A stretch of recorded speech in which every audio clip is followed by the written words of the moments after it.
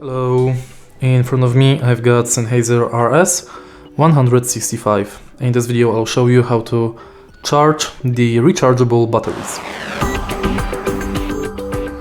In the beginning, make sure that batteries are inside of each of air cap.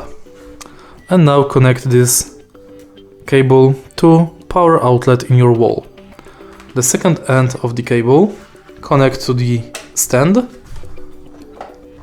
and put your headphones on the stand.